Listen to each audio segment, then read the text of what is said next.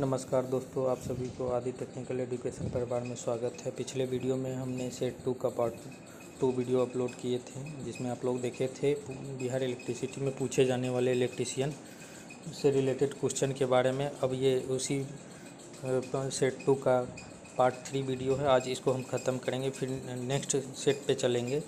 तो चलिए शुरू करते हैं। बिहार इलेक्ट्रिसिटी में पूछे जाने वाले प्रायः क्वेश्चन, जो टेक्निकल क्वेश्चन है वो जो प्राय पूछे जाते हैं क्वेश्चन है। चलिए स्टार्ट करते हैं क्वेश्चन नंबर 76 से। 76 नंबर क्वेश्चन, कंपन करने वाली मोटर के दोष का कारण निम्न में से क्या नहीं है? तो 76 का आंसर हो जाएगा 3, दोष मुक्त भू संपर्कन। ठीक है, 77 की ओर चलते हैं। किसी तार का प्रतिरोध निम्नलिखित के व्युत्क्रमानुपाती होता है।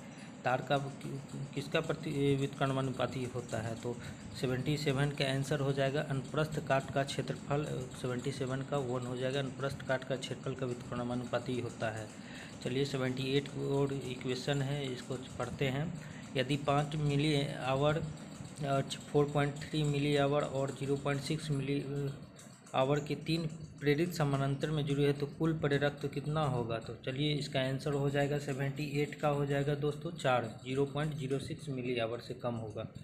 चलिए 79 की ओर चलते हैं। निम्नलिखित में से किस उपस्कर में विद्युत धारा के उष्मन प्रभाव का प्रयोग किया जाता है?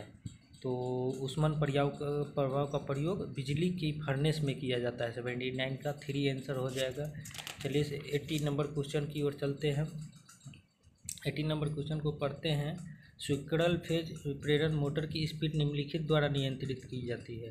तो स्क्विरल के प्रेरण मोटर की स्पीड सभी के द्वारा नियंत्रित की जाती है। 80 का हो जाएगा 4, सप्लाई की आवृत्ति में परिवर्तन करके, ध्रुवों की संख्या में परिवर्तन करके, सप्लाई वोल्टेज को घटाकर, इनमें से सभी। तो 80 का आंसर हो जाएगा 4, सभी के द्वारा किया जाता है। चलिए 81 की ओर चलते हैं। टाँका लगाने की प्रक्रिया में सोल्डरिंग फ्लक्स का उपयोग क्या है? तो टाँका लगाने की प्रक्रिया में सोल्डरिंग फ्लक्स का उपयोग 81 का आंसर हो जाएगा 1, सतहों का ऑक्साइड को निकालना होता है। 81 का आंसर हो जाएगा 1। चलिए चलते हैं 82 की तरफ। 82 नंबर क्वेश्चन की पढ़ेंगे।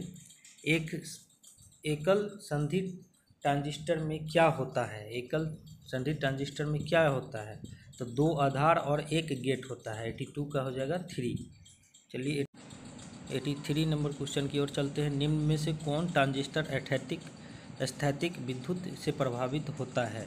तो चलिए इसका हो जाएगा आंसर 1, मॉसफेट ट्रांसफार्मर जो होता है वो स्थैतिक विद्युत प्रभाव से प्रभावित होता है। चलिए 84 की ओर चलते हैं। सिंगल फेज मोटर स्वयं चालू नहीं हो सकती क्योंकि वह क्या हुआ? तो वो 84 का हो जाएगा 4, संपादित चुंबकीय क्षेत्र उत्पन्न करती है। चलिए 85 की ओर चलते हैं। निम्नलिखित में से कौन सा तर्क गेट विद्युत श्रेणी प्रपथ का अंकीय तुल्य है? 85 का आंसर हो जाएगा 1, ए। चलिए 86 की ओर चलते हैं। प्रदीप्त के संबंध में अवमूल्यन गुणांक क्या बतलाता है? प्रदीप के संबंध में अवमूल्यन गुणांक लैंपों से प्राप्त प्रकाश की कमी को बतलाता है। तो 86 का 4 आंसर हो जाएगा। 87 की ओर चलते हैं। दृश्य धारा जनित्र में लैंप वाइंडिंग और वेव वाइंडिंग का संदर्भ क्या सही है? तो 87 का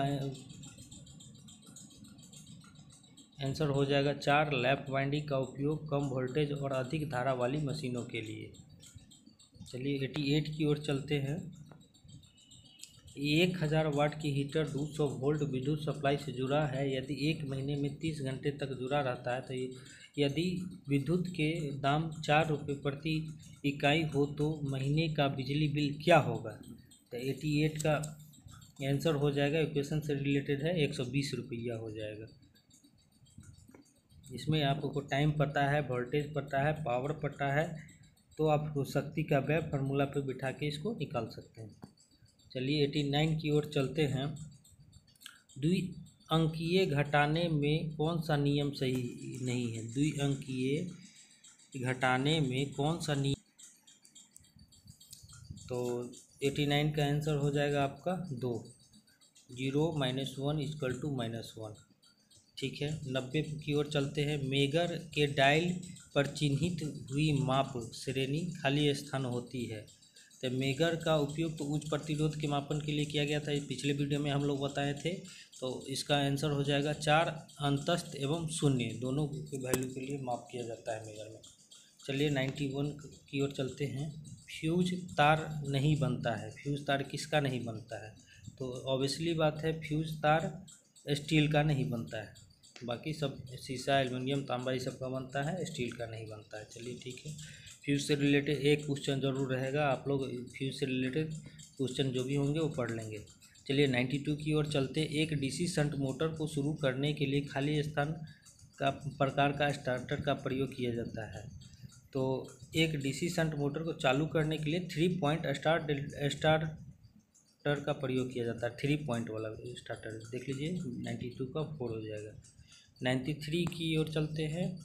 खाली स्थान को कम करने के लिए आर्मेचर कोर पर परत चढ़ाई जाती है। किस चीज़ को कम करने के लिए आर्मेचर परत चढ़ाई जाती है? तो चलिए इसका आंसर हो जाएगा 2। भंवर धारा हानि को कम करने के लिए आर्मेचर कोर पर परत चढ़ाई जाती है। चलिए 93 का 2।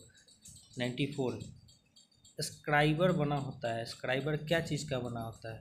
स्क्राइबर जो होता है ना, उच्च कार्बन स्टील से बना नुकीला और पैना औजार होता है। तो 94 का हो जाएगा 1।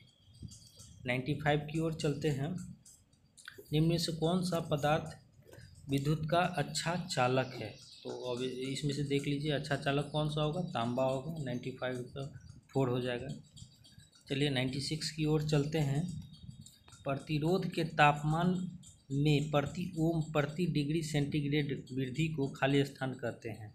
तो प्रतिरोध के तापमान में प्रति डिग्री सेंटीग्रेड वृद्धि ऋणात्मक तापमान गुणांक कहलाता है। इसे अल्फा से प्रदर्शित करते हैं हम लोग। तो 96 का हो जाएगा 4 धनात्मक ताप गुणांक। ठीक है। 97 वर्ग ए प्रवर्धक की क्षमता होती है। तो वर्ग ए प्रवर्धक की क्षमता कितना होती है? 35% होती है। 3 हो जाएगा। ठीक है। वर्ग बी का हो जाता है 70% और वर्ग सी का हो जाता है 85%। ये चीज़ आप लोग याद रखिएगा।